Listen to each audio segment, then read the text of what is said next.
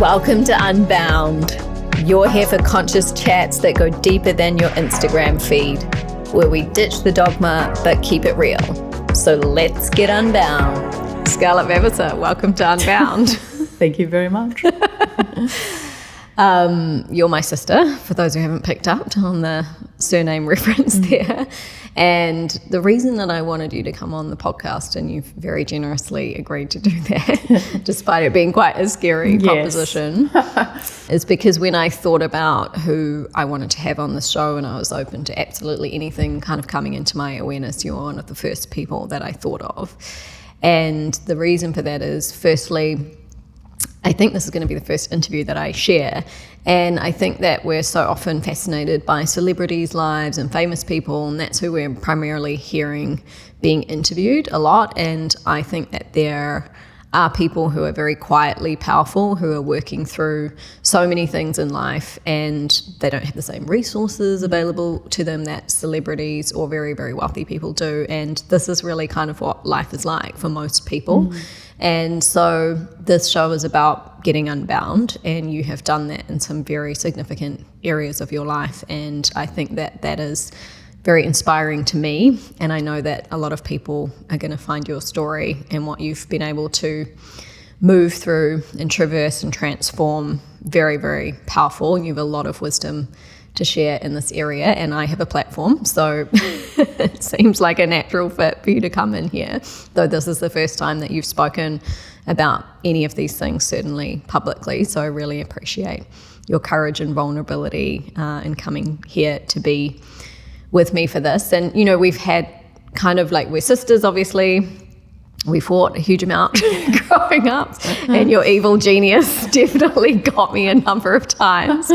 But we've also had a spiritual partnership, and I think both of us have kind of had parallel journeys in different ways, and I've supported you on yours, and you've inspired me and called me deeper on mine. And I feel very grateful and lucky that we have that. It's quite a unique thing, and I think people listening may have a friend that's inspired them to meditate, and they've come on retreats together, or whatever it might be, that you might have that one person, or even it's just one person that said something to you that sparked something. But because we're stuck in each other's lives, it's been a constant process of both the accountability piece, calling each other out on things and inviting each other deeper, and one does one thing and then the other one kind of wants to follow along, and I've seen that be really powerful as well. So thanks for being here. I'm excited to dive in. Thank you very much. I'm panicked to be here. Well, that's very relatable, I think. I wanted to talk about one of the big things that you've been able to move through in your life is recovering entirely from an eating disorder. And I think in addition to that, breaking through diet culture, and we're going to break down what that even is, because I think a lot of people may have no idea what that term even means and how it might be impacting them. But I think it's really powerful to hear from someone who's been able to move through that, and whether you're listening and you're in that space now, or you have a daughter or a son or a friend or loved one. And I think quite often there's this perception that eating disorders are things you're going to have for life maybe, and you never ever get over them. I had one as well, but I think you've had even a more powerful journey with yours. So I guess where I'd like to begin is just to ask you if you have any early sort of memories about where the first sort of beginnings of disordered eating began for you. Yeah, I mean, I obviously have thought about this quite a lot because, one, I had an eating disorder for 15 years. So that was a binge eating disorder. No one would have really known because I've always been in a slim body, but it was pretty debilitating at times. It would come and go really strongly. But when I think about, where it started, I never really knew. I know that when I was a teenager, that's when I started doing the binging, the cycles of binging, and then restricting so that I didn't gain weight and blah, blah, blah. But having done a lot of work and let go of this eating disorder through therapy and my own research and things that we'll talk about, there's little memories like I remember being 8 and Mum was talking to a friend, and I walked in the room and the friend of hers said, gosh, you're beautiful. And something about the way that she said that kind of made me stop. And remember, at sort of 8, you're not thinking about whether you're good looking or not, or whether that's important or not. And I just remember thinking that she was saying something quite important. And I don't know what prompted me to say this, because I didn't have a vast understanding of, Obviously not. Exactly. And I said, but Kelly's beautiful, which is her daughter.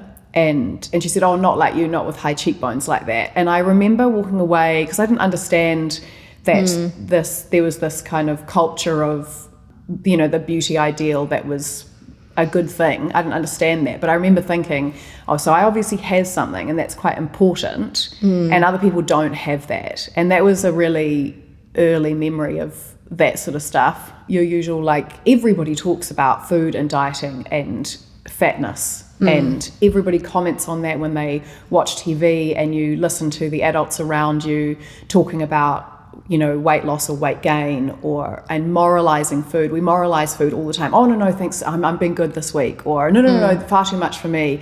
There's sugar is bad and salads are good. And, so there was already that kind of idea that there was a good girl way of being in the world around food and physiology. And then there was a bad way of being around, treats and, And I remember I used to eat a lot of McDonald's when we would get the McDonald's, and I ate the most, I think, in the family, or it felt like it because it was commented on, and things like, everybody have these memories. I remember going into the dairy when I was 7 years old and buying an ice cream, and the owner said, the boys won't like you if you get fat. And at the time I said, I don't care what boys think. But actually I did go away and think about that, Well, the fact you even remember it, because I don't remember a lot of those sort of things. I remember a lot of comments being made on the TV about fat people and jokes around that, and that then obviously is just sinking into your consciousness that that's a bad thing, and lots of comments on how much things were being eaten. I think that,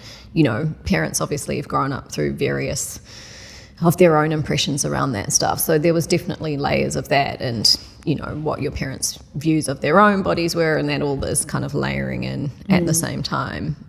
So you feel like it started more in your teens. Were there events in your teens, or was it the general teen angst, which of course there's just so many things going on? Was there any specific event that triggered you into a deeper state of needing some kind of... Well, this is not something that would come to most people's minds, but because I've done quite a lot of research on this, I know when it started, which because our general understanding as a society around the brain development is actually really limited. Like, we know that having a caregiver at home for the first 2 to 3 years, it produces greater, less risks and more, what's the other one? Psychological benefits. Thank you. Yeah. And we know that up until the age of, I think the prefrontal cortex comes online around 10, we know that children are very literal. Like, a friend of mine's son came home from school and he was crying, and I asked him what was wrong, and he said he hadn't drunk any water in 2 days, so he was going to die because he hadn't taken his drink bottle to school. Like, they're very literal, but we don't, often the educational system isn't in line with that understanding of the psychology of the brain. And this is evident in the food pyramid, where we have eat, at the bottom of the pyramid, eat this stuff all the time and eat that stuff very rarely. And I learnt that really young, as you do in school. And I came home without any, I don't remember any sort of body wanting to be slimmer or anything, but I just wanted to be a good little healthy girl, And I remember being like, okay, I'm going to have Vogel's toast with no butter and Vegemite. And I made sure I went from I was taking white bread sandwiches with just tomato sauce and mustard. Mum let us make our lunches really early on, and I'd be like, delicious, nutritional value of 0. But I went from that to making sure I had exactly what the pyramid said. And that was kind of my early stages heading into restricting and being very rigid around food and things like that. And then when did it start to get more pronounced? I don't really remember. I think what would have happened, I remember I used to come home and have 4 pieces of white bread with yes, I remember those banana days. on every single day after school. And I think that at some point I I remember thinking that I was fat really young. Like I remember there was a photo of you and me in the Sounds, and we were like going like this, and we had, you know, normal little wrinkles on our stomachs because we obviously were tiny little girls. And I remember being like, oh, I've got to make sure that I do that, because obviously I'd seen the imaging in the world where, you know, women had flat stomachs and they weren't curved and they, you know, all of that sort of stuff. So then I think I started restricting. Restricting, and then going through these big binge cycles, you know. And I mean, I binged. Like, I reckon there'd be very few people that could be like, oh, this is what I ate when I was binging. And I'd be like, I'll eat you under the table. And then, of course, the shame that comes after that. Like, the shame of it was so intense. One, I was pretty anxious after those binges around whether I was going to gain weight, which, you know, I had been years in the making of wanting to be slim and maintain, you know, thinness. So when I already was dissatisfied with my body, and then I go through these big binge cycles. So then I'd be like, oh, I'm doing exactly the opposite of what I should be doing. So then I would go through cycles of restricting, which kind of got worse and worse, really. Like, I remember when I was in Spain on boats, I was really unhappy and probably was not in the right situation at all. And so I was going through these big binge cycles. I would eat like tuna salads with just lemon juice for like 3 days. And so that then you're restricting the body of all of basically all fats, carbohydrates, all stuff that makes the brain work for days, thinking, oh, I've eaten enough for 4 days straight, so of course, but it's actually not how the brain works. It's not how the brain doesn't store like that, you know? Yeah, and so did people know? Did you tell anyone? No one knew. Yeah, wow. No one knew. I think eventually when I was like 27, my beautiful friend Moz was like, something's going on, you cancel plans, you're da-da-da, you need to tell me what it is. And being asked such a direct question, I did tell her and my beautiful friend Lizzie. But there's not really much anyone can do, you know? When did you feel like it got to the point where we obviously found out about it at some point? So I don't know if I recall you telling me about it, or I don't really remember when we became aware of it or how we started to know, but I think you were struggling with it at points where obviously other emotional things were going on, like periods of depression and things like that, and then it would become more pronounced for you. Talk me through like what that kind of experience was. Tell me a little bit more about those times for you and where you were kind of getting to with the eating disorder, because I think there was a point where you started to get like, I can't keep doing this and I want to change. What did it take to get to that point? Oh, I reckon I had that feeling 10 years before I managed to let it go. I've got to stop doing this. And that was the most horrendous part of it, is it was a compulsion, you know, and it was something that every time I would be saying, I'm never doing this again, because it's not just the fear of weight gain, you know, I would feel physically horrendous. Like, imagine having your biggest meal followed by your biggest pudding and sweets and da-da-da, and then times that by 4, and then you wake up the next morning and your lymphatic system, your body is just like, whoa, you just feel so bad. And then the shame was so bad that I would never have done it, but I definitely thought about suicide, and I just desperately didn't want to be in that, in those cycles. And I also felt like, I think for binge eating specifically, there's so much shame because it feels so like this thing out of your control is this thing that you're doing.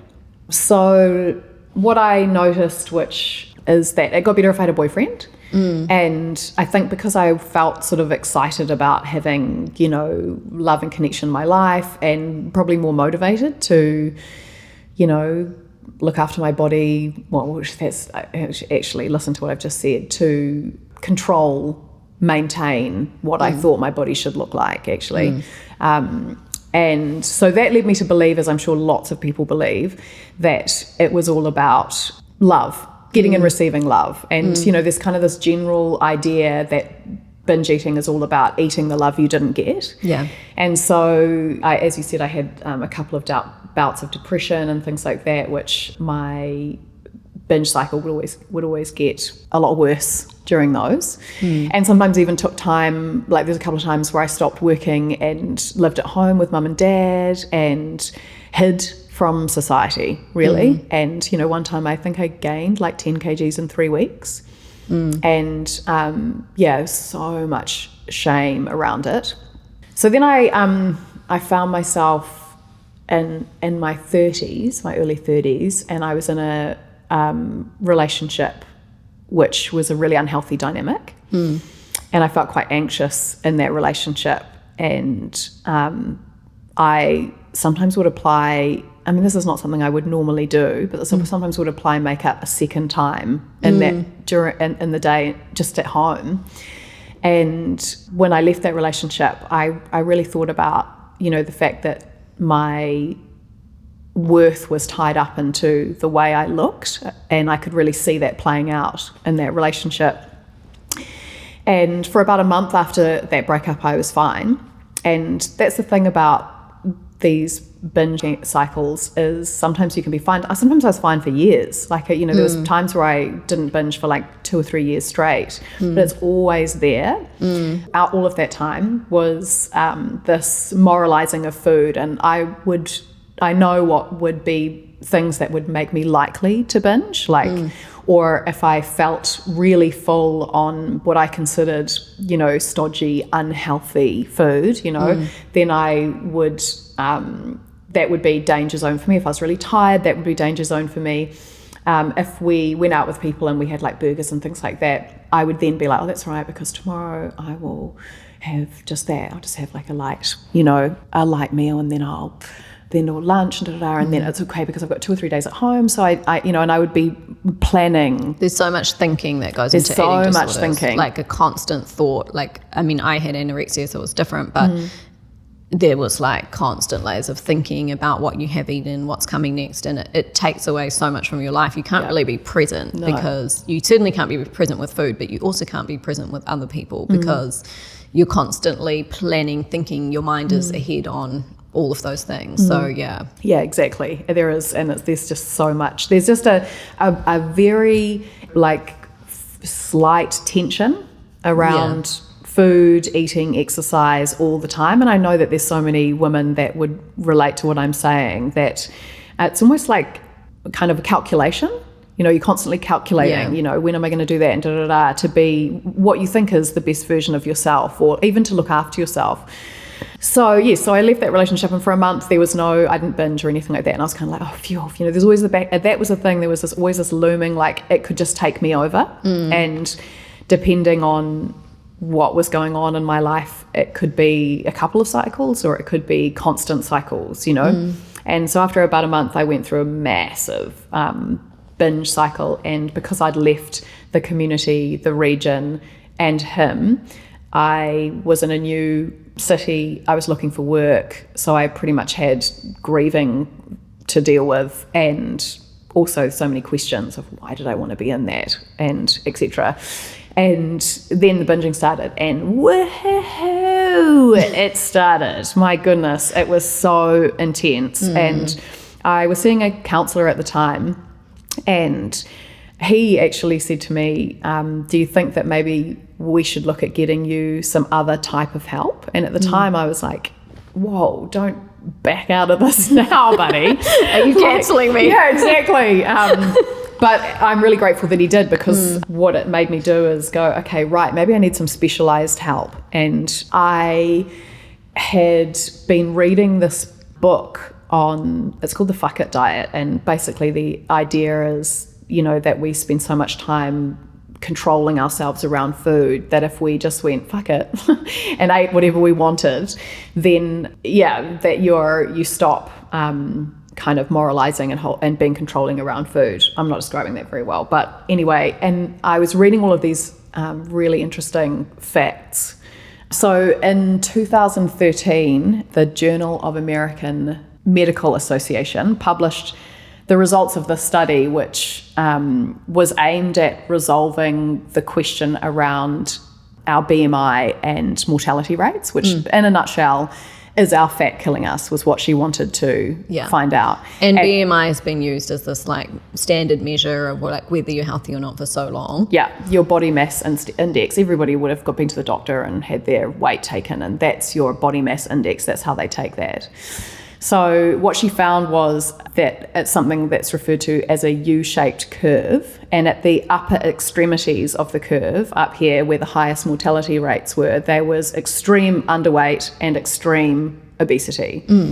And then at the bottom of the curve where the mortality rates were the lowest, she found that the people were in the overweight category.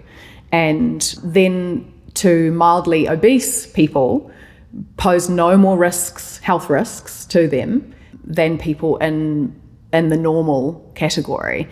But what was interesting is when she published, her name was Catherine Flegel, I think. We'll link the study in the show notes. If I can find it now, it was years ago. But yeah, what was really interesting was when she published the data, there was all of this uproar. People were saying, so we'll just eat ourselves to death with Gatto then. And, she famously had to respond to this backlash that she'd gotten, which was, I'm not trying to give any message here, actually. I'm not saying people should stop dieting or should put on weight. What I'm providing you is simply the data, the facts. This was a study with 3 million people.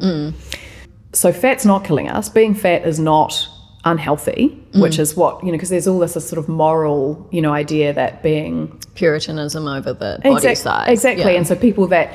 there might be some people like, well, I'm, not too worried about, being slim, but, I just want to be healthy. There's a really real idea about being healthy. But the facts are that is actually not true. Okay, so where does that come from? So the other thing about the BMI is it was developed by a man called Lambert Adolph Jacques. He was a mathematician, an astronomer, and a sociologist, not a doctor, and he actually developed it to study populations, not individuals. Okay. And the BMI is, this is type this into ChatGPT and this will come up. It's so interesting because I don't think anyone knows this. Yeah. I am not aware of any of this backstory on the BMI, and it's just been sort of taken and accepted as the standard. It's really flawed because what it doesn't take into account is bone mass, muscle mass, ethnicity, age, gender. So most Pasifika people fall outside of the normal range for a BMI. And the research says that if you are on the overweight side, but you have movement in your life, then you are the absolute optimal you could possibly be. And what's interesting about that is it kind of aligns with Ayurveda, which is another body of wisdom that I talk about from time to time, because the understanding is actually you have more physiological robustness and structure when you have a little bit more.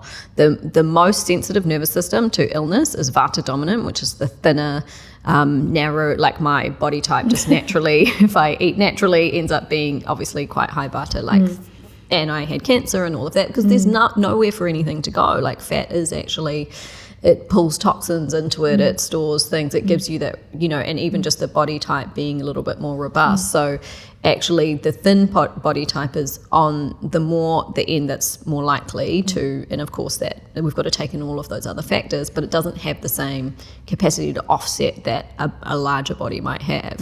So a kapha that's got more kapha in it, from an Ayurvedic perspective, kapha is the most stable, less likely to go down with anything. Vata, like the wind changes and out of balance, so that aligns with that actually. So if Ayurveda thinks that the healthiest you could be would be a little bit rounder. That's obviously not a scientific thing to say, but you know what I mean. And if the research, the Western scientific data also says that, and says that the BMI is rubbish, why do we have this obsession with being slim? And the answer is because it's a $72 billion industry. And as cynical and dark as it sounds, it is such a huge money-making machine.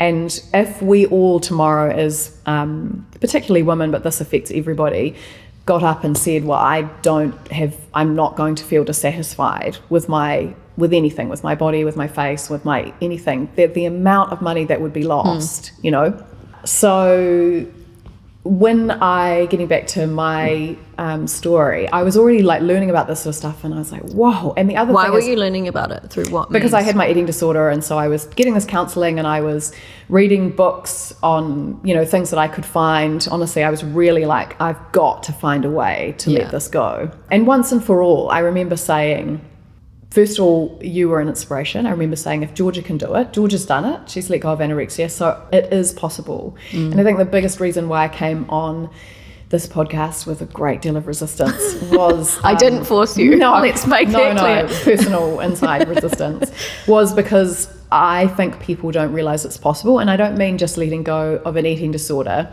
And I really hope people listening to this aren't thinking, oh, well, you know, she had an eating disorder. So I mean letting go of diet culture and the idea that we have to fit this thin beauty health ideal that is so radically far away from the reality of what is actually A, healthy, and B, beautiful. And natural. And natural, exactly. Can we just, before we continue, can you break down, like give us a definition, just a layman's definition of diet culture? Because I think people may not have heard that term. Diet culture covers anything and everything that is manipulating the body. Like, diet culture also involves the removal of body hair, of cellulite, you know, the cellulite scrubbers, of all of that sort of stuff, of dieting. Obviously, I mean, you can think of 7 different, you know, I think Ozempic is the new thing, and obviously Jenny Craig and all of that. And I mean, so it's kind of a culture that's built around changing a body type to fit a certain ideal. Yeah. And everything that entails. Yeah. I mean, I think also, like, we grew up in the 90s, you're 83, I'm 81. So we were kind of in our teens in the 90s, and the 90s was like just abominable for body image. Yeah. We had role models like Kate Moss, the heroin chic look. Like, I remember watching a video recently of them talking to Britney Spears, who must have been a size, 8 less, so maybe New Zealand 8, and like probably a 0 or a 2 from from a maximum of a 4, I don't know, of an American size. And they were talking to her about about her weight, and it just nowadays is so shocking, and yet we still live in diet culture. But to go through the 90s was, and that is, you know, primarily where a lot of this, it obviously didn't start there, but I think it got very deep-seated during that time. Yeah, I mean, you don't really realise it until you look back. If you look back on some of those old clips, like the Spice Girls is another one, Paris Hilton and Nicole, what's her name? Richie. The way Nicole was spoken to on the red carpet with a microphone out to her like that, talking about her weight and, you know, even the Kardashians back then and blah, blah, blah. Like, so many body comments. Yeah, just so many. And like getting the Spice Girls to get on the scales in an interview on nighttime TV after they'd had a baby, and, you know, and they sort of laugh like, oh, I heard you did this to Jerry. And it's actually disgusting. And they wouldn't get away with doing it now. But back then it was normalised. And what were we doing? Watching just like it was normal. Yeah, totally. You know, you absorb so much of that. I mean, I say to parents, I work with young people, and I say to parents, if you ever see your child looking at one of those magazines, or, I mean, these days, of course, it's Instagram, but you say, you know, that girl that you want to look like, you know, let's just take a drive through town, and I want you to number how many girls that actually look like that you see, because it is like 1 in, I don't know, you know, it's like the 5% of the world look like the image that naturally that don't have an eating disorder or aren't taking Ozempic. Let's take those out of the picture, because that will also reduce the actual number. Yeah, exactly. Okay, so you're reading about all of this stuff as part of your initial therapy, and then he's recommended a specialist. Yeah, there is a world out there beyond diet culture, and it's actually kind of wonderful to find it. And one of the things that's in it is this sort of idea of health at every size, because they understand the facts. And I mean, if you want to see the internet go nuts, let a big-bodied woman put herself on her Instagram confidently saying, yeah, I'm fat and I love it, and you know, any of your body positive influences, and the comments are so intense. And I would look at those initially, you know, this is when I was like contemplating not dieting again. And I would look at those initially and I was like, gosh, the hate, like people just like disgusting, you know. And sometimes they were really big bodied women, and sometimes they weren't. Sometimes they were just women that weren't doing the shaving or the, you know, and weren't making sure that they were sort of sitting like that in their posts. And I was thinking, where does that come from? And I personally believe that it comes from having spent our entire lives with an idea of what was healthy and what was right, what was moral, what was attractive, what was more valuable, desirable, acceptable. Exactly. And then these people are stepping out of it. You know, I think the trans community faces this as well, where people are dressing in a way that isn't how we've been brought up to, you know. But what it's really doing, of course, at the sub-level is pressing against the internalized shame and the internalized programming, because why do you have such a visceral reaction to some other person and how they want to live and how they show up in the world and how they want to dress, other than, cool, like, good for you, you look fantastic, amazing. Totally. If you have a reaction, it's because that part of you, like, this isn't to shame anyone that has that reaction. I think if we're conscious, we all have that to a degree at times, and sometimes that can pop up unbidden and be a little bit like, whoa, I don't want to have that reaction. I don't want to be having it, say. But to recognize that we have that feeling inside of us, and where does it come from? Because we saw our parents maybe who were like, oh, fat, oh, look at her on TV. And so, you know, that judgment, then we naturally start to apply it, like you've really well described, into your own conscious and psyche. Like, well, if I were to do that, or if I were to become that, I would be disgusting or unacceptable, undesirable, or all of the things. I couldn't be loved. And, you know, then someone goes and does it and gets that very reflection back from society. But it's really this internalized view of yourself is why, because it's pressing up against that part of you that's so tightly holding on to this programming, doesn't realize that it's even there. And then the threat, the identity threat that it poses, causes you to come out and physically, these hundreds, sometimes thousands of people posting these horrendous comments. I mean, I had this friend of mine who had this view that was very deep-seated around how fat people were unhealthy, even the word fat, let's say bigger bodied people, and he would go on about it, and I kept trying, like I was like, I wish Scarlett was there, because she would like just nail it in the moment, but I didn't have... Cut that guy down to size, I can do that right now.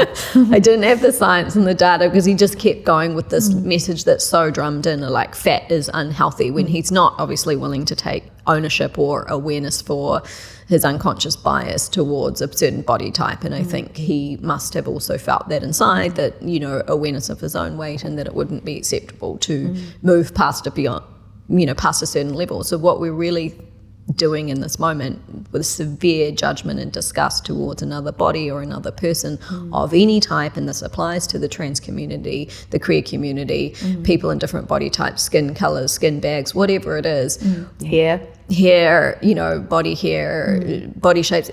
We're just looking for reasons to hate ourselves, because who are they really? They're extensions of our own self when we come back to the baseline understanding that there's only one unified field. So if we're hating on something, we're hating on a part of ourself. It may not be a part that's expressing because we haven't allowed it to, because we've controlled everything, or we're keeping ourselves safe by staying a certain size or looking a certain way, or whatever it might be. Aging woman, you know, absolutely included in that whole picture. And we start to get to a certain level, which might be we put on a little bit more weight than we're comfortable with. We're starting to face different levels of aging, and these parts of ourselves that we're shaming and are starting to get revealed. So, I mean, I feel like it's important to talk to, like, what is that? It doesn't mean that it's wrong or bad that we're having that reaction, but it is worth inquiring and seeing, because it ultimately is a way that we think about and treat and judge ourselves at the baseline. Well, it's programming.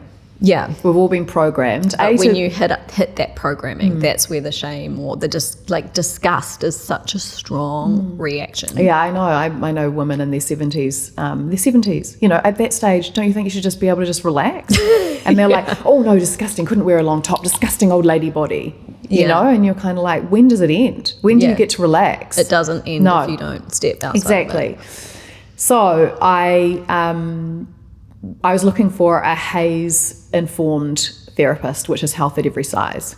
Right, gotcha. And anyway, this lady, Lisa at 4 Leaves, I thought I'd plug her because she was awesome. We'll also put some resources like Instagram accounts that people can follow and other things that you've used or recommend if anyone wants to look deeper into this. Yeah, I've got an Instagram, which I don't actually post my own things. I repost other people's from all of the influencers that I follow. I actually did it because so many of my young people were struggling with body image that I wanted them to have one place that they could go and just look through positive content and informed content. So feel free to follow that. Yeah, so anyway, then I started working with Lisa and basically let go of my eating disorder within 6 months. This is something that had plagued me for 15 years, that I had done everything I could possibly think of about controlling it, everything I could possibly think of about, giving myself the love that I thought that I was seeking, etc., etc. And there were a few things that I think would be really interesting for people. One of the first things she did, which obviously just don't do this on your own, go and find somebody who's a specialist, because I think she's a food psych, but was I had to eat 3 meals a day, and I had to have proteins, carbs, fats in each meal. I had to have 3 different snacks a day, which sometimes that's quite a lot because you're trying to get, sometimes you've only just finished lunch and then you're, I don't know, depends how busy you are. But I couldn't just have an apple, I had to have apple and peanut butter. I had to have a fat with that. And the idea behind that was that the brain will literally not be starved. And, probably one of the most primal parts of us is our brain, and it knows when it's being told, when food's being held away from it. So I had to feed that system so that, because a big part of the binging was being starved, which was I was like, but I'm smashing this amount of food before. And so how could it possibly, and I was explained that that's just not how specifically the brain works.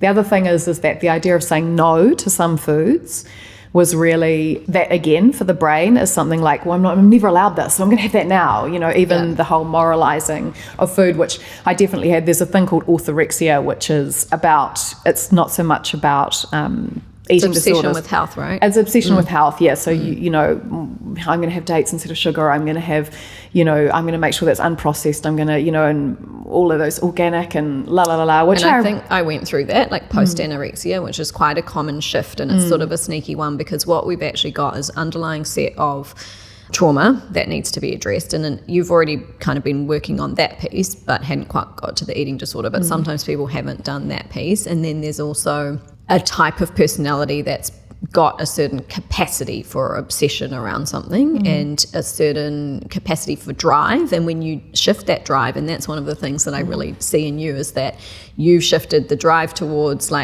continuing on those things, you've shifted it towards coming out of it. And I don't know if I've seen anyone who's as committed as you when it comes to wanting to transform, to let go of things. You are so determined and committed. But also this sort of perfectionism tendencies that come through as well, because you're trying to perfect yourself ultimately, and through all these different tendencies. So for me, once I moved off the anorexia and being obsessed with body size and what I was particularly eating and things like that, then I became quite health focused, and it was a little bit it was rigid. I think whenever there's rigidity, it's binding. And so eventually then the next layer was me to come out of all of that and just, relax about everything. And I still have a lot of friends who are very health conscious, and I respect that. That's a choice that you make. But then it's they can't relax and just have whatever's there. It's always got to be yes, I would prefer to maybe drink filtered water, because I know it is generally the body works better with it, but I'm also taps only available, so that's going to be fine. I'm very relaxed on these things, where I have friends who are quite very structured, and I think that can still create a level of stress. So that, not necessarily to say that they are in that orthorexia zone, but I think it's worth just kind of referencing how that sometimes plays out as well. Yeah, and there's a big movement around intuitive eating, and what is intuitive eating and things like that. And I even got caught in the kind of being really conscious of, okay, so I'm satiated now, so then I could stop now, but even that really hyper focus is not intuitive eating. And something that I realized that intuitive eating is sometimes overdoing it. That's part of life, definitely had way too much of that pudding. That is normal eating, you know, whereas And you learn from it ideally, like you feel, oh, okay, that didn't feel good. When you're tuning in, it's like feeling and being in the body. Like to have intuition of any kind, you need to be able to feel. Now, if you're stuck in your head and going round and round and round and thinking, you're not feeling. So Ayurveda was really healing for me. It was one of the pathways, which was like tuning into like, how do I feel? When am I feeling? Just feeling full rather than the mind thinking I needed more or wanting more from the mouth. But my body was like, this is starting to feel, because my digestion's more sensitive. So my issue would be like, if I ate more, it would like really struggle to process it. So I could never have done a binging disorder, which I must have somehow known. But also and then I gradually came to just naturally know that, and now it's just, I don't even need to think about it. And actually not thinking about it is when you're really intuitively eating. So coming back to your kind of journey there, like I remember this process where you were like sharing some of it with me. I think we're living in the same city at the time, and you were like, you know, you would be planning these snacks and making sure that you had all of that. And I can imagine that it's quite a challenge to your mind and your whole system. Like, talk to me about the adjustment to, because you'd been restricting. You know how you give that analogy of the crayfish? Yes. Do you want to just give people an analogy? The crayfish analogy is basically it's talking about growth and the way that growth and transformation happens in nature. And so the lobster before... Crayfish, New Zealand, come on. Crayfish, Lobster, America. Well, I'm hoping the crayfish does this as well. I can't be. Oh yeah, well, it will do. Technically responsible for this information, but essentially the lobster analogy is the lobster grows and grows and grows, and then as it continues to grow, outgrows the current shell that it has. And as it does that, it's sort of pressing up. It's quite uncomfortable because it's pressing up and stretching against the existing shell until that shell breaks, and there's like lots of little bits of shell. It must be incredibly uncomfortable to have to grow through the existing shell. And then it goes through a period where it has no shell and it's like very vulnerable, but it's bigger lobster, like it's progressing, it's evolving, it's growing, and then it eventually grows the new shell. But we can see that probably, it's not a smooth process, it's probably painful. And if the lobster had the capacity that we have to think about things and overthink and judge what nature's process is, it might be going, what's going wrong? Something's wrong with the else. So uncomfortable. Why does it hurt now? I want to go back to being the smaller lobster. This vulnerable phase. How can I get through this? All of those things might have been there. that was what that was like, really. And like I remember, because anyone that has stuff around food will understand this. When there was loads of foods that I could eat and feel totally relaxed around, but when I started doing the work, I remember saying to my friend Chloe that I was like, I just eat a salad and I can feel all this tension and shame, and it was so intense. For about 3 months, it was intense, really intense, and I genuinely never thought I would be able to let it go. I never thought that I'd sort of, like you do with healing, where you kind of go like that. There was times where I'd be, and then suddenly I'd be binge eating in an airport or something, and I remember saying to Lisa, like, So you would still have kind of binges during that period? Yeah, absolutely. I mean, there's so much exploration of what's happening in those binges and things like that. And also another idea is you're doing making sure you've got all the fats and carbs and stuff, but you're also allowing yourself to have what you want. So I remember saying to Lisa, I was like, I'm smashing half a block of family-sized chocolate every night, and I know in myself that I wake up in the morning and I don't feel good because I'm having all of that sugar all the time. And she was like, look, I'm not saying that doing that for the rest of your life is necessarily a good thing, but how are you going to get to that place where you internally, your physiology can actually make an informed choice if you don't allow yourself to kind of go through that? And in a nutshell, for me, the healing process was, one, actually feeding and nourishing the body. It was a really big part of binging and restricting. Two, really informing myself about diet culture, so the educational piece. So I really recommend, I've got some books that people can read, but I really recommend that people educate themselves on what diet culture is, where it's come from. Like, for example, historically, women were celebrated. It was considered feminine to be curvy, right? So when did that change? Like, how did we go from, being feminine was seen as being curvy to like the Kate Moss thing? And actually it originated in colonial ideas. As more and more countries became colonized, there became a need to differentiate from the white, Puritan, religious to the indigenous. And generally indigenous people were curvier and hairier and darker, and so actually more natural, not so contrived with, because I think a lot of the colonial nations already had quite a lot of beautification processes that would be but so I think really understanding my place in this world of manipulating, maintaining, controlling our bodies, and where that has come from and why that actually originally started and who came up with that, which is generally old white guys, honestly. And like a lot of things. Yeah.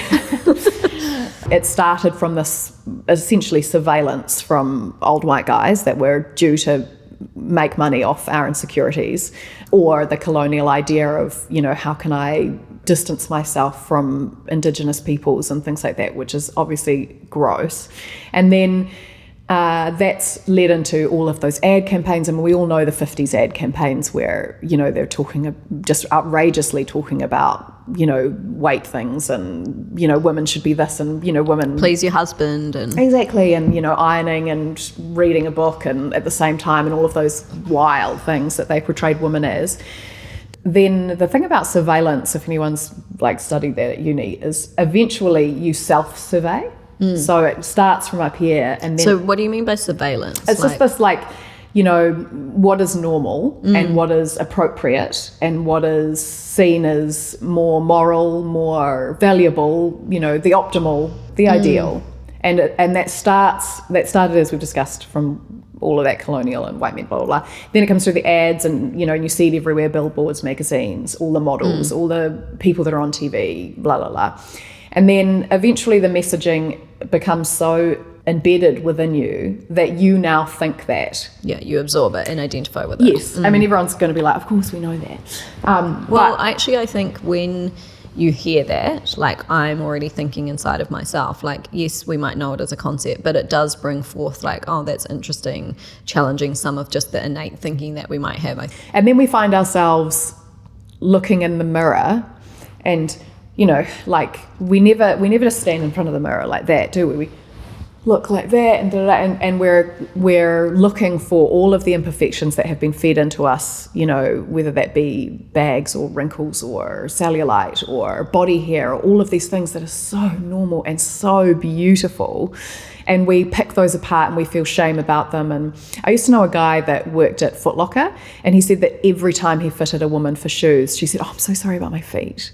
Wow. Every time. And he said he's never had a man say that. Yeah. Just we're so used to apologizing for or trying to make ourselves seem. We've been doing this since we were kids. The statistic is 70% of girls between 12 and 24 are dissatisfied with their bodies. And 45% of all women who are in the normal weight range want to lose weight. And 50% of 5 to 12-year-olds want to lose weight. 5 to 12-year-olds. We've been doing this since we were children.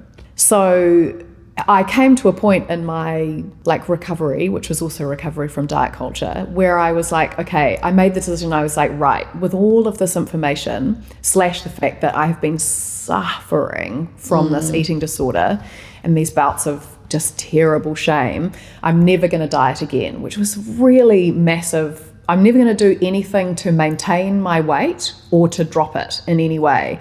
Now that was massive. That was terrifying. I recognize that I'm speaking from thin privilege here. I know I'm in a thin body, and it is vastly different for women or anyone who is operating in a fat-phobic society in a much bigger body. So I know that there were people like, well, what do you have to worry about? But believe me, for me at the time when I was like, I'm never going to do any of that. As I said, I gained 10 kgs in 3 weeks once. I was like, if I turn into a really big, beautiful fat woman, I thought to myself, I was prepared to, become a really big, and I mean really big. I was like, okay, who knows where I could end up, and now I'm couldn't think that being in a bigger body was more beautiful and sexy, honestly. But at the time, I was really scared about what the world would think. But because I had so much drive to not live my life in that sort of, from huge shame during the eating disorder, but also just the general slight shame. You know, when you look in the mirror and you're just like, oh well, you know, or whatever. I wanted that gone, especially once I knew where it had come from. I did obviously gain weight initially, and yeah, it was kind of this really scary time where I also didn't know whether, you know, was everybody else going to be like, oh my God, she's gained so much weight, because that's what you hear from people all the time, you know. And I was like prepared to do that and live from my own value system.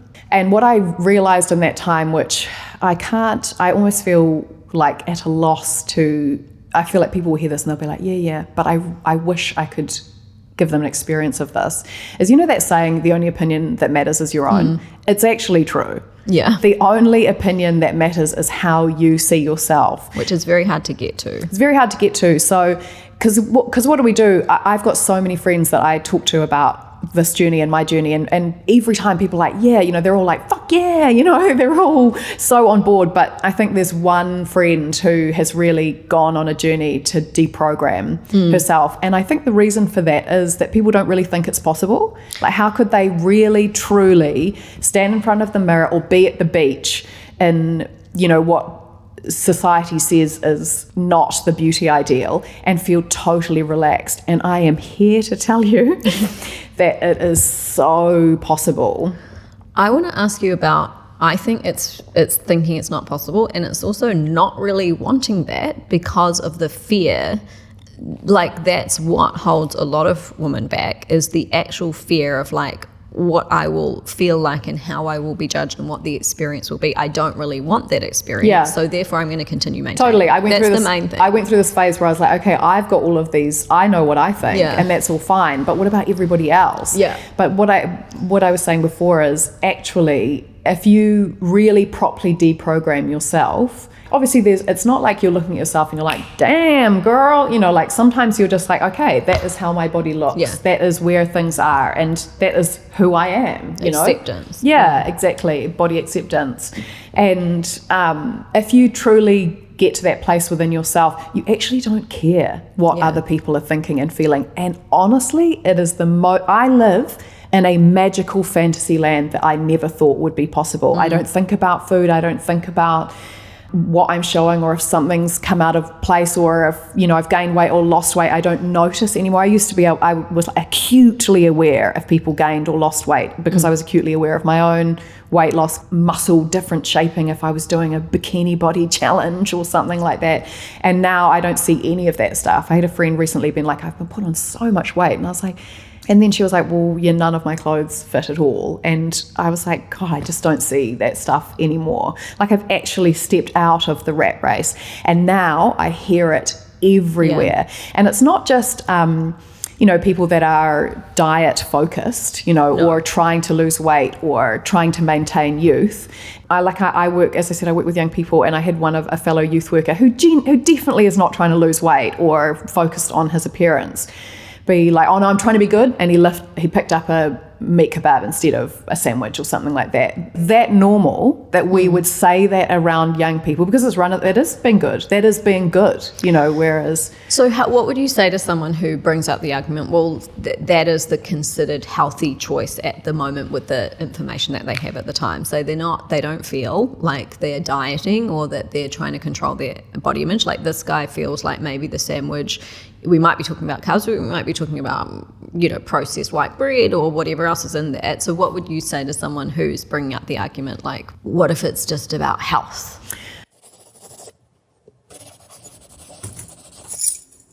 If you're loving Unbound and would like to tap in a little deeper, my membership space Pocket Guru is your ideal next step. It's super accessible, daily wisdom notes dropping into your pocket via WhatsApp Monday to Friday, but just 15 to 20 minutes of audio. Like a mini pod, but more intimate.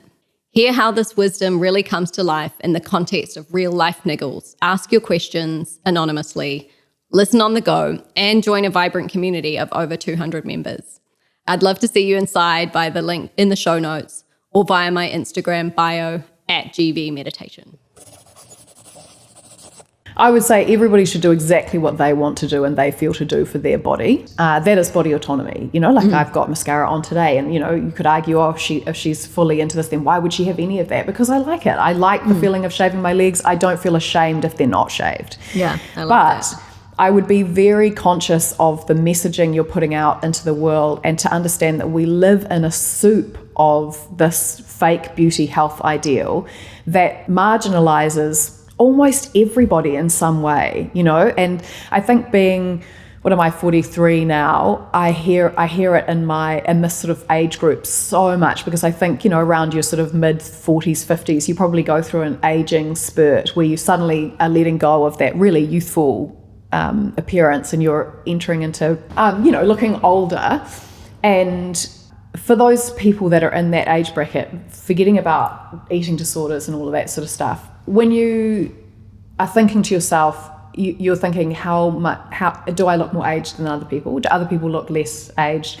Do they, if I've gained weight, is there like parts of me that are softer, and you have that small, like, or even people will say things like, I just can't lose the weight like I used to, and all of that sort of stuff. So those are not massive things. There'll be people who will be like, what's the problem with that? It's just kind of normal. Add 30 years onto that, and you end up to be 75 or something like that. It never goes away. So if you already at this age are going, oh gosh, I'm really, like this, or I can't go like that, or when you're in your togs and you're really sitting like this, and then you see a photo of yourself and you happen to have been going like that because you were having a fucking good time,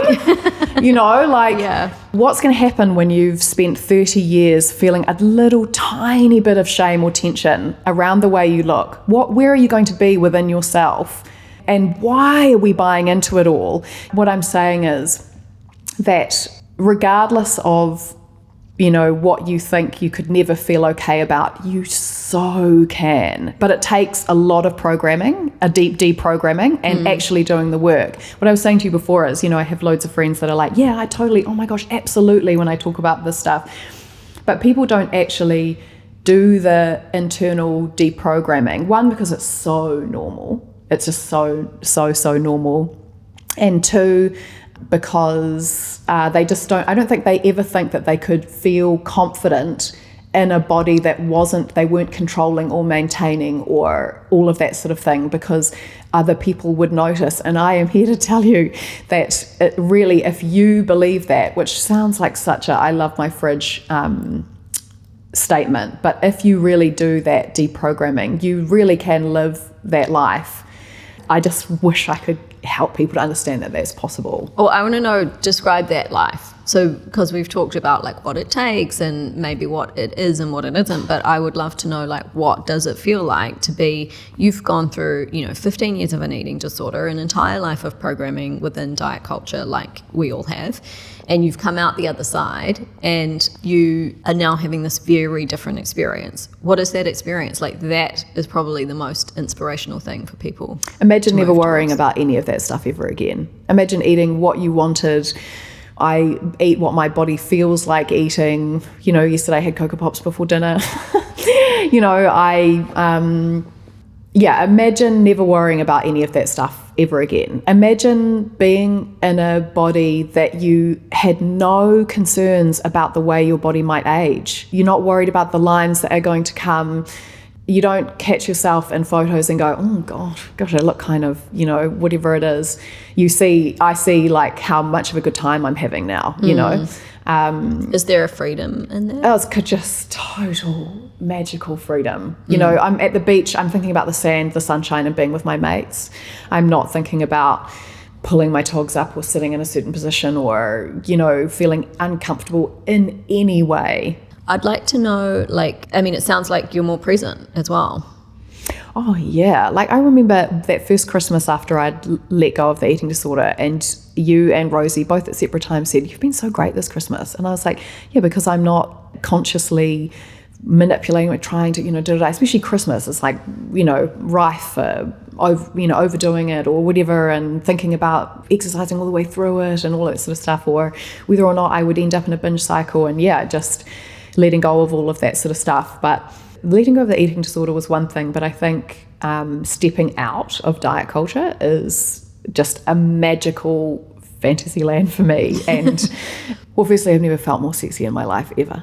Yeah. And because I now feel sexy from the inside, you know, and I don't have to worry about all of those things. I remember there was a moment where right at the beginning where I decided not to diet, and I was kind of well into this recovery, and I went for a walk and I looked down at my legs, and as I was walking I could see like cellulite going dunk dunk dunk as I was the like weight of my legs were moving, and I just was like, that's what my legs look like, that's me. And it was just the most amazing feeling to not feel that slight moment of something and then push that aside and try and get back to your world, you know. Like, I think people don't really realize how much, you know, minute moments, like micro moments of shame and tension they feel around their body and around the way they present in the world, you know. I mean, yeah, and then as you get older and older, you know, there's this idea that women are less valuable. I mean, look at celebrities. All of our favourite actresses are just becoming more and more concrete faces, you know, and that's because they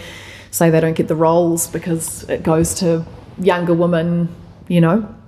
Yeah, I mean, I think it's so interesting because I'm sure that these micro moments are happening, I don't know how many times a day inside of almost every single woman's head that we're not really aware of because we're just normalised. It's normal to be judging yourself kind of every moment of the day. The moment that you catch yourself, the moment you're able to see yourself, the moment you're able to compare to another woman or another person or on Instagram. So this ends up being like, or compare to your more youthful self, compare to yourself when you were 10 years ago, or when you've done a bikini body challenge and you've been really restricting and you know. But I'm talking about not even thinking about yourself, like just images flooding in from phones and celebrities and movies, and so you're unconsciously comparing. That ends up being quite a lot of the day, and so I think it's worth exploring like what's on the other side of that. And I would like to hear from you, because obviously your journey's been quite specific in the sense that I often talk about this, and I think the same was true of me. Like, it sometimes has to get so bad before you're willing to really dig deep and go on that journey of like, and that's the great gift of great challenge is great victory. And both of us have had that in different ways. And you've come from an eating disorder, which I think is hugely inspiring, and I'd love to talk more about, you know, what you'd recommend for people specifically with eating disorders. But let's begin with people who don't have disordered eating or don't view themselves in that category, because of course we're not able to eat whatever we feel called to. There's some kind of disorder around that, but you know, traditional definitions of disordered eating, we're talking to general women at this moment. Like, if they're listening to this and thinking, well, yeah, I kind of do that, what do you recommend that they do from here? Like practical steps? I would get educated first. So I would read some books. There's a great book by, if you want something to if you want to start entry level, something that's a little bit inspiring, this would be kind of an everyone book. There's a book called Embrace by Taryn Brunford, and that's a really beautiful, uplifting book that in a nutshell describes that we're not ornaments. We're not here, you know, we're here to live our lives. And, you know, like if somebody listens to this and they let go of their eating disorder or they stop dieting, or then I'd be really stoked, but I would be most thrilled if they said, and then I went off and I took that traveling trip, or I enrolled myself in study, or these things. You'd be amazed how much is holding us back. Like there's lots of things that I wouldn't have been able to do in the way that I've done them if I still was living with the tension of wanting to manipulate myself to be something. There was another moment, I'm not sure if I've answered your question, you might have to answer it again, but there was another moment in my therapy where I'd been like, I'm not going to diet, I'm, you know, body, okay, great. But then I noticed at that particular stage that my face, I was just like, whoa, there's all these lines, gosh, you know, and it was just a considerable change. And I said to Lisa, I was like, oh, I feel like I've got the body stuff. I'm happy to be whatever it ends up being. But the age thing, you know, and what we drilled down into was that it was obviously, you know, she highlighted it's normal to grieve a more youthful, it's a normal process. But also what we drilled down into was that it's a form of safety.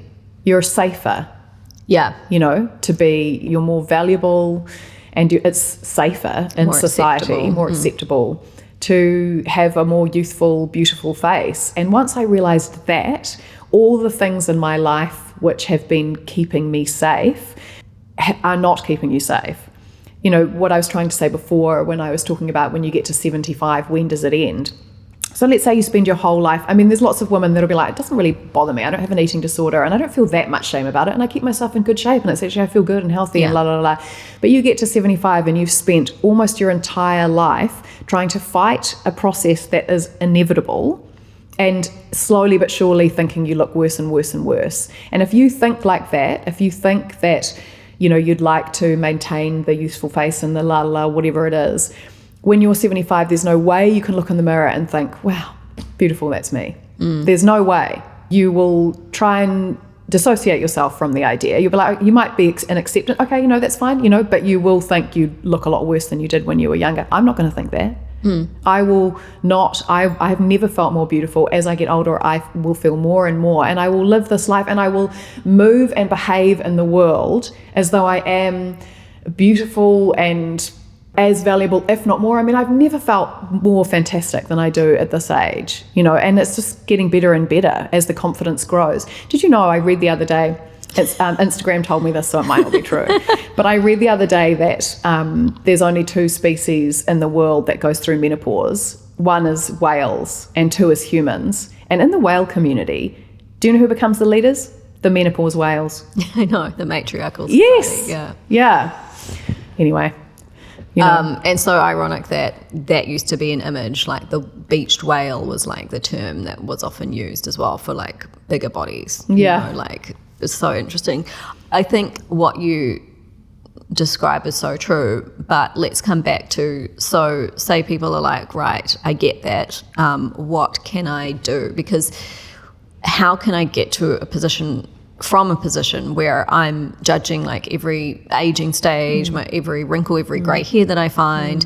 I do think that with age, in my experience, and also meditation and building up your inner self and all of that, you may notice it, but you sort of don't care that much about it.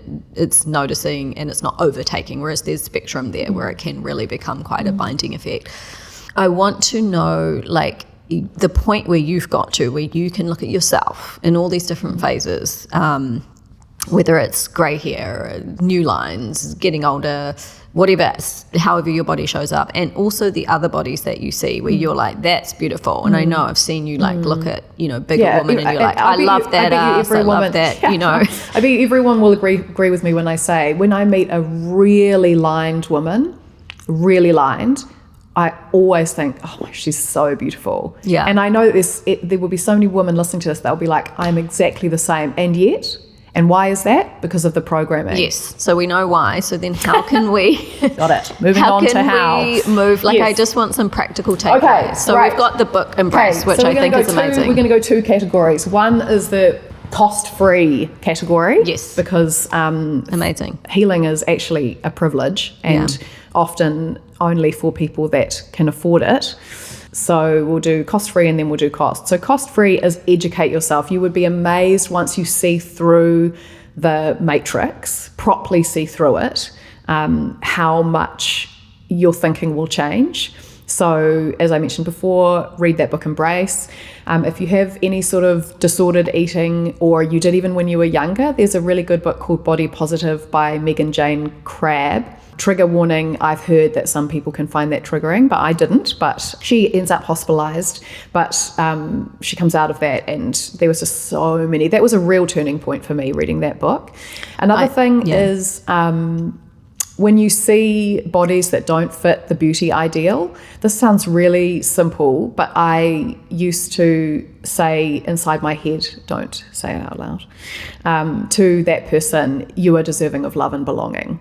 Because that's what you really believe, is that you'll be less likely to receive acceptance, love and belonging if you allowed your body to do whatever it's going to do. So I say that you are deserving of love and belonging. I love that. That will help you deprogram yourself. absolutely. Fill your Instagram feed with body positive influencers. My Instagram is filled with fat black chicks, and I love it. And, looking at people that are showing up in the world in all different diverse bodies, By the way, I use fat purposefully because for me, fat is not a bad word. Slim is a describing word. Fat is a describing word. So I kind of want to bring it back. Okay. I love that clarification.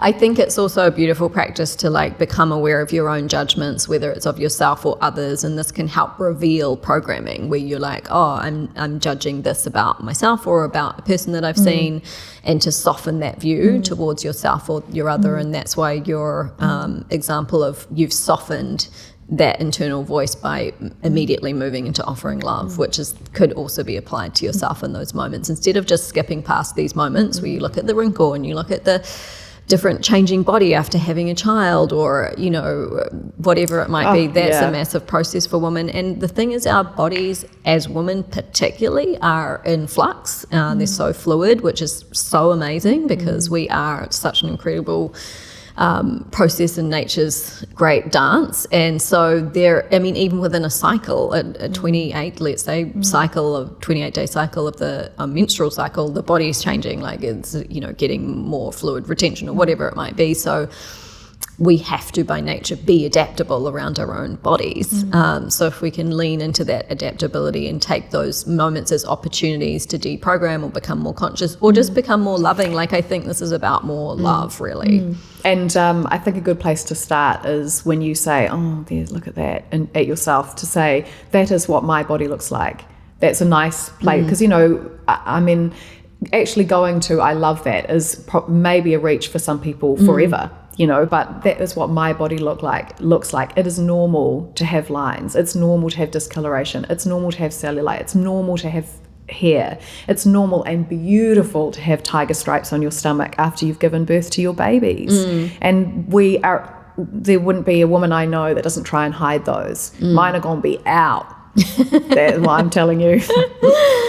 And I think it's so true, to just find that acceptance and own it. There's almost a rejection of self. I reject the wrinkles, so then I'll go out and do stuff, and each their own and whatever choices they make. But we are rejecting parts of ourselves, and I think as long as we're rejecting, we're not going to become fully whole, and therefore we're not yet in an environment or in the full potentiality of what our experience can be, because we're blocking parts. And any part that we block, which is a part that we feel shame about, a part that we want to ignore, a part that we want to suppress or repress or judge, or whatever it might be, any kind of trauma that's causing a constriction in our energetic field, is ultimately an opportunity for more flow, more expansion, more love, becoming unbound for a greater potential experience of life. So there might just be something on the other side of a micro process where you don't read the books, you don't go to therapy, you just simply tune in to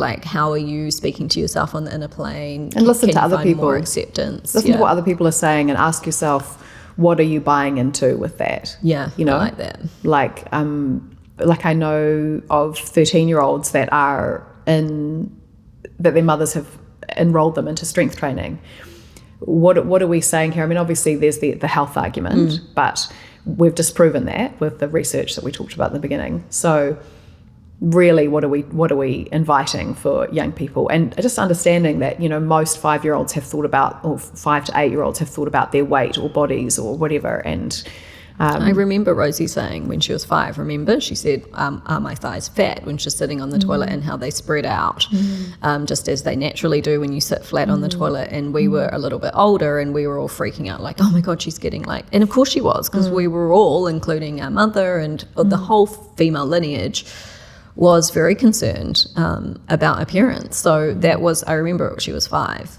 So that's when it was started. But I think about strength training, the psychology behind that is probably well, isn't it good to get kids working out and having an association with exercise, moving their body and getting strong bodies? The research says that they shouldn't be doing strength training until you're a bit later, but obviously the people that think that is then I mean, I just would be very careful what you say to children, and because you're the messaging that they are receiving from the rest of the world. I mean, you drive through town and you're just going to see a whole bunch of big billboards of thin white women. Yeah. Which is just not the norm of communities that we are in, and I think it's understanding that women and men are raised in a society that encourages them to be dissatisfied with their bodies. So, I'm thrilled that there's a new understanding that we don't comment on bodies. It's 2025. No one comments on bodies, and if you do, hopefully people are going to look at you like you're being a dick, because that's because there's a growing understanding of the shame that is, and fat phobia that is rife throughout society. Okay. So talking to mothers who are going to listen to that and think, oh, right, what should I be saying to my daughter? Because this story started from your perspective when you were told you were beautiful. Now we might be like, well, that's a positive comment, and yet it ended up having such a negative impact, and it was the start of some deep programming forming part of that whole picture. What would you say to parents? I would say try not to comment on bodies in general. I mean, I say this to parents all the time around young people, which is not to do with diet culture, but you can't stop their exposure. So you could do everything that the books say. Like, I've got a great friend who is raising her daughter because she's so conscious of her that she might enter into that world of eating disorders and all of that sort of stuff. And she's raising her daughter through intuitive eating, which you'd have to talk to her about, but it's like the idea of putting all of the foods down, including the cookie or the ice cream in the meal and things like that, and letting children choose, and not saying, eat more, but not saying that's enough for you now, and so, because you naturally, believe it or not, you naturally have a thing in your body that tells you when you're full and when you're hungry. And she says it's hilarious. Sometimes she'll sit down and she'll just eat like 7 pickles or something like that. But also equally, she had a friend round when her daughter was a toddler, and the friend said, "Oh, I'm going to get you an ice cream for her kid," and her daughter was watching it all, but didn't ask for an ice cream. And you know how most kids are like around sugar and ice cream and stuff like that because they've been told it's bad, and no, there's that's way too much sugar in that. You say, how many parents say that to their kids? Oh, there's way too much sugar in that. We're just honestly starting a cycle of moralizing food and what's good and bad and stuff like that. So there's loads of sites that you can look into. So we'll post some of those. And also I think, like, I've heard from friends of mine who they tend not to have sugar in the house, and the kids just don't really look for it because they haven't really had it. I think the idea is, they'll become more obsessed, but actually they go to these parties and they're like, I don't want that. So isn't also necessarily like you can just not really have it around and get used to whatever might be nutritionally valuable foods, and allow their kind of appetite to naturally gravitate towards that which nourishes them. And you're not going to be able to change the imaging they're going to receive. So what can you do? So you can limit it. So, they're going to receive all of that same messaging that we've gotten because it's everywhere.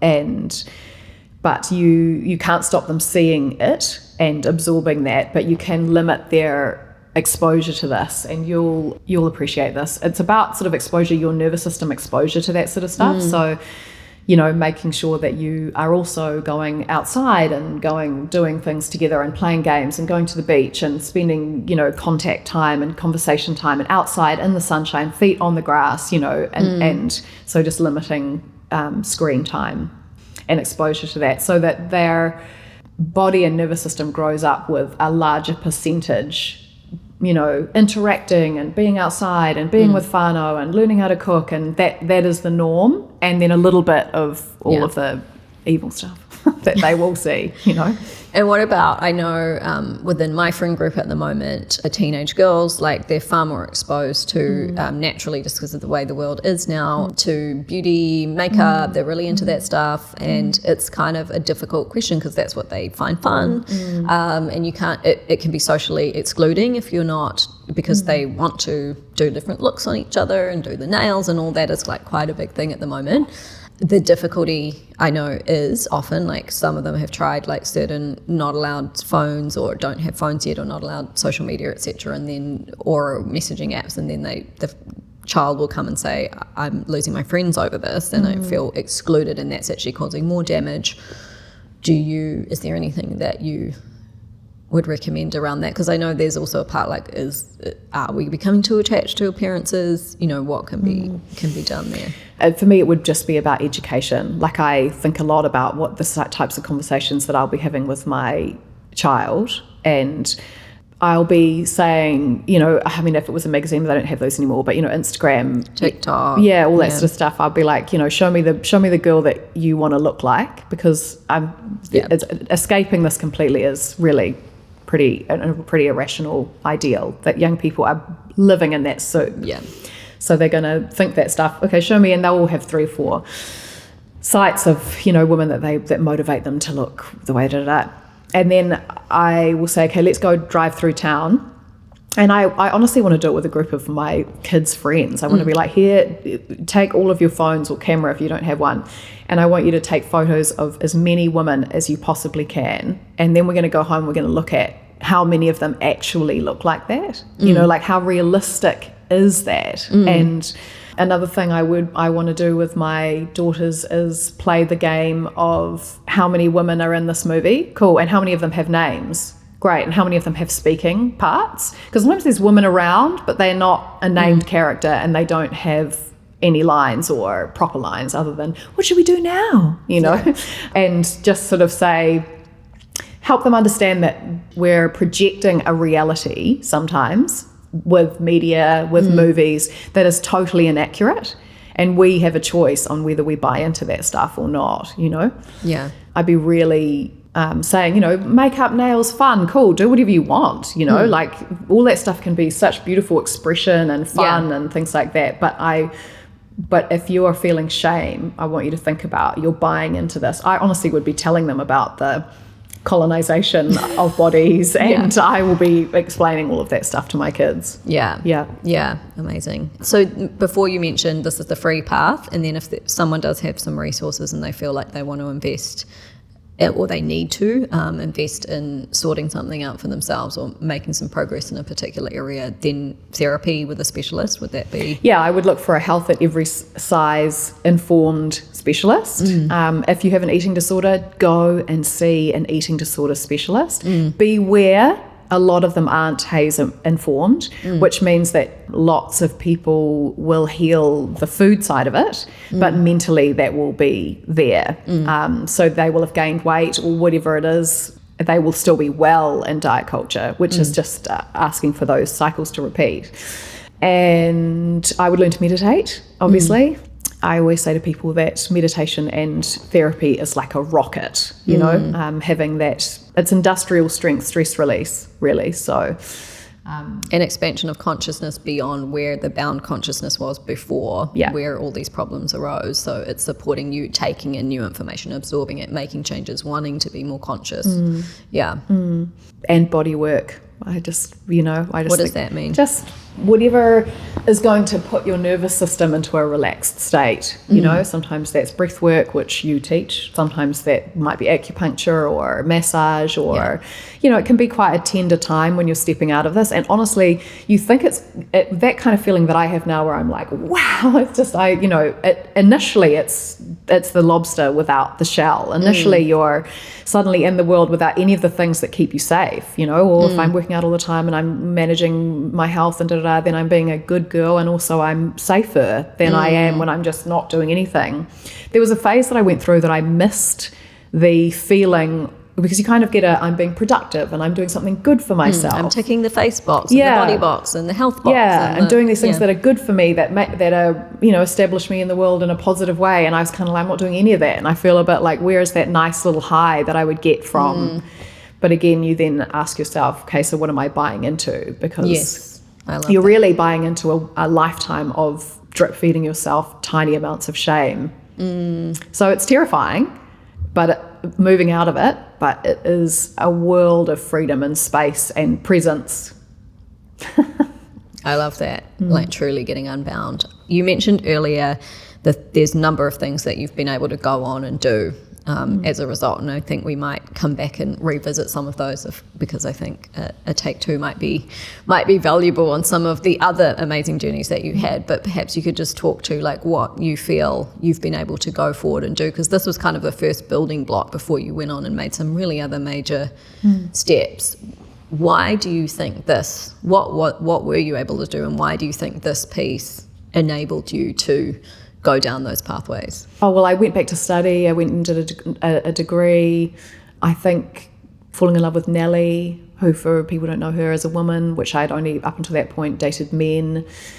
And you're going back and getting a degree, for those that don't know as well, like you had strong dyslexia and a lot of sense of kind of incapability around your study, and then you went on and were getting A's at university at a later stage, mature student, and then opening up to this relationship with a woman. Why do you feel like this piece and what you became through this process opened up that for you? I think you people will be listening and be like, oh, I do feel a little bit of shame about my body, or I do kind of worry about this stuff. I'd quite like that to be gone.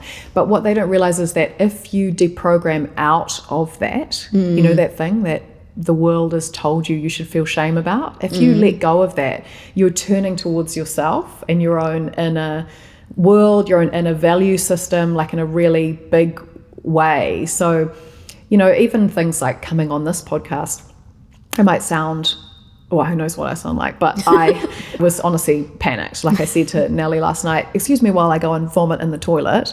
Not literally. Yeah, no. That's what she said. She said, you don't mean that. I was like, no, but what am I doing? But, my values are now, like if I didn't come on here, I would sort of be saying to myself that my unpolished, maybe talking too fast, maybe getting my words mixed up, maybe not that confident version of myself is not worthy of, speaking in the world and expressing or having something to offer. So for me, that coming on here is like saying, of course I have something to offer, and I will live my life like that. So I say yes to things. Maya Angelou once said, I always say yes, and then I figure out how I'm going to do it. And I've tried to live by that. But I couldn't have done that if I was so constantly focusing on how I would be perceived in the outside world. And, what other people were going to think and how I was going to come across, and would they think I've gained weight? I mean, I remember when I first entered this world of, and I was gaining weight, and the thought of people thinking that was so intense. And I thought at the time, how will I ever let go of that fear? But it's possible. I think that's so amazing that we've explored that, because I think there's often a lot of focus on, stopping the damaging parts of an eating disorder, or stopping the shame, as we've been talking about, or, stopping the stress that constantly thinking about your appearance might bring. Also letting go of, perceived safety. But there can also be, I think it's often missed what you can be missing out on in your life as a result of all that focus and time and energy, mental energy that's just planning all the eating, and so you're not available to other opportunities.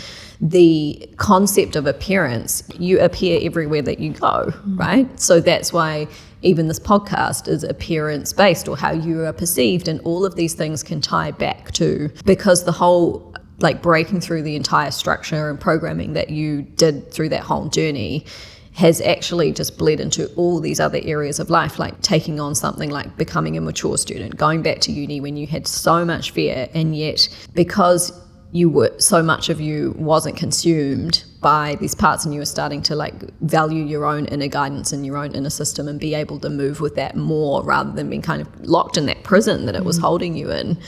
It actually opened up so many other parts of your life, which I think is so fascinating to hear, because I think we don't think about what is the opportunity cost of being stuck in some bound, and this is what Unbound is about. Where are we bound, and what actually might be available on the other side of it? The programming has been normalised, but also the shame and tension has been normalised. And right down to, you asked me before, what would I say to parents? I would be conscious of what I said around my children, but I'd also be conscious of gendered language, because, ask yourself, am I talking to my daughter as a little sweet, you're such a sweetie little nurturer, all the things you say that sort of women are nurturers, and you look after this and run so fast to the boys. We don't often speak like that to the girls. And So to be a good girl and put our needs aside and look outside of ourselves to nurture others is honestly bred into us